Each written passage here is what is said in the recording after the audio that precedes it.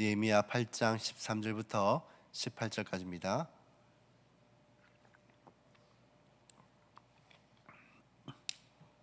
다 찾으셨으면 한 목소리로 함께 봉독하도록 하시겠습니다. 그 이튿날 묵백성의 족장들과 제사장들과 레위 사람들이 율법의 말씀을 밝히 알고자 하여 학사 에스라에게 모여서 율법에 기록된 바를 본즉 여호와께서 모세를 통하여 명령하시기를 이스라엘 자손은 일곱째 날 절기에 초막에서 거할지니라 하였고, 또 올렸을 때 모든 성읍과 예루살렘에 공포하여 이르기를 너희는 산에 가서 감람나무 가지와 돌갈람나무 가지와 하석류나무 가지와 종려나무 가지와 기타 무수한 나무 가지를 가져다가 기록한 바를 따라 초막을 지으라 한지라.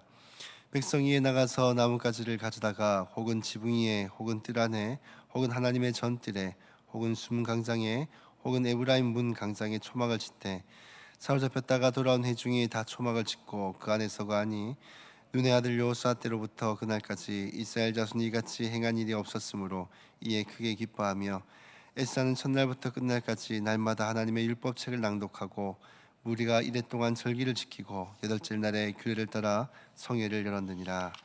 아멘. 오늘 새벽은 말씀의 성벽 쌓기란 제목으로 말씀을 함께 나눠보고자 합니다. 느헤미야의 사역은 우리가 잘 알고 있듯이 무너진 이 성벽을 다시금 재건하여 쌓아 올리는 것이었습니다. 성벽을 재건해야 되는 중요한 이유가 무엇일까요? 성벽은 중요한 것을 지키고 보호하기 위한 것이 바로 성벽의 중요한 역할입니다.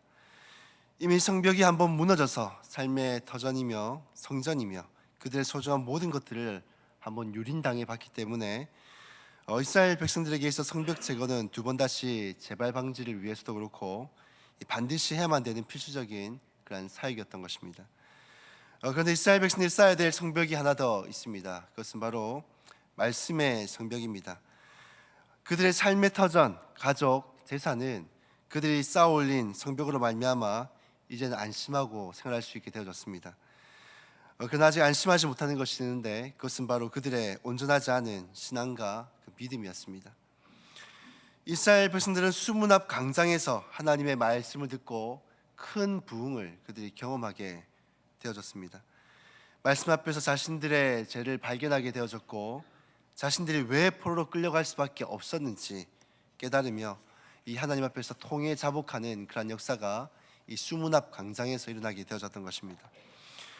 그런데 이스라엘 백성들은 그것으로 끝나지 않고 오늘 본문 13절을 보시면은 큰 부흥을 경험하고 난 뒤 이튿날이 되어서 이 백성들의 족장과 제사장과 이 레위 사람들이 율법의 말씀을 밝히 알고자 하여 학자 에스라를 찾아갔다라고 말씀을 하고 있습니다.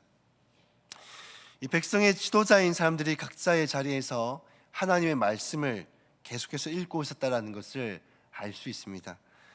이들은 큰 부흥을 경험하고 난 뒤에도 왜 하나님의 말씀을 읽고 있었을까요? 이들은 말씀의 성벽을 쌓아서 이 수문 앞 광장에서 받았던 큰 은혜와 믿음을 계속해서 그들이 유지하고 또 지키고 싶었던 마음이 있었기 때문입니다. 로마서 10장 17절 말씀은 이렇게 말씀합니다. 그러므로 믿음은 들음에서 나며 들음은 그리스도의 말씀으로 말미암느니라.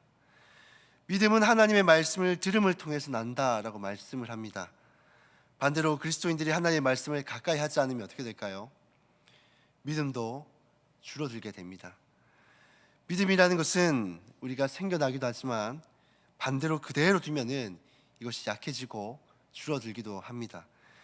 그렇게 이 믿음을 잘 유지하고 또 지키기 위해서는 말씀의 성벽을 쌓아 올릴 때 이 믿음과 우리가 받은 은혜들이 더 충만하게 유지되고 지킬 수가 있는 것이죠. 많은 사람들은 수문 앞 광장처럼 이 큰 집회나 이 부흥회 같이 뜨겁고 은혜가 충만한 곳을 찾아다니는 사람들도 많이 있습니다. 물론 이런 집회 가는 거 또 부흥회 가는 거 갈 수 있습니다. 하지만 마치 인스턴트 신앙처럼 이런 곳만을 찾아다니는 사람들이 있습니다. 신앙생활하면서 우리가 기도하는 거, 또 말씀을 보는 거, 또 예배를 참석하는 거, 이 하나님 우리에게 주신 은혜의 방편들이 다양하게 있는데 이러한 것들을 통해서 은혜를 누리려고 하지 않고 신앙이 조금 식어진다, 믿음이 식어진다 싶으면은 큰 집회만을 찾아다니는 그런 사람들이 있다는 것이죠. 마치 이런 신앙들은 인스턴트 신앙과 같습니다.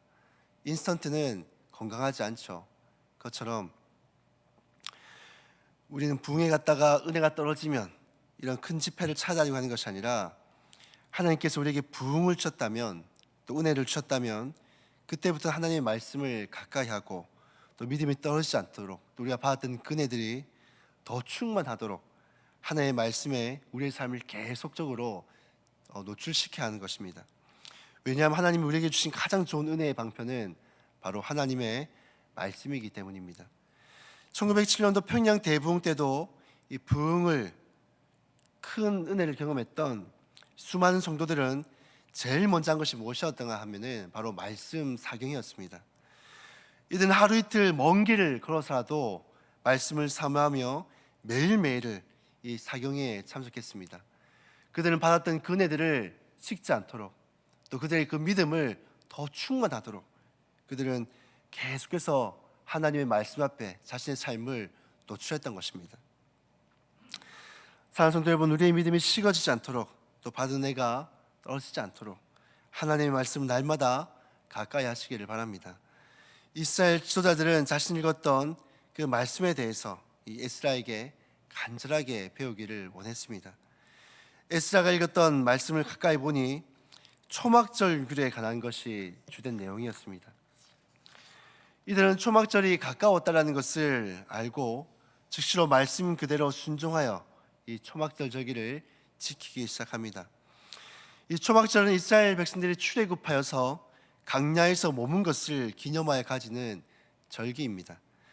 이 초막절은 이스라엘 백성들을 출애굽하여 구원하신 그 하나님의 은혜와 그리고 그 강야 가운데서 함께 하셨던 그 하나님의 함께 하심을 기억하기 위한 절기입니다. 이스라엘 백성들은 그저 하나님의 말씀을 지식적인 알무로만 끝나지 않고 듣고 배운 것을 그대로 순종하며 행했습니다. 야고보서 2장 26절에는 이렇게 말씀을 합니다.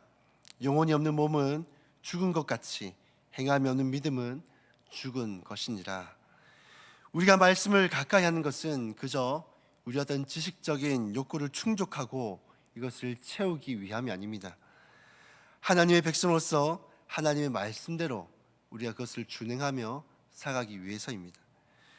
그러므로 하나님의 백성들은 말씀을 가까이 해야 되고 또 그 말씀대로 또 순종하며 살아가는 삶을 살아가야 합니다.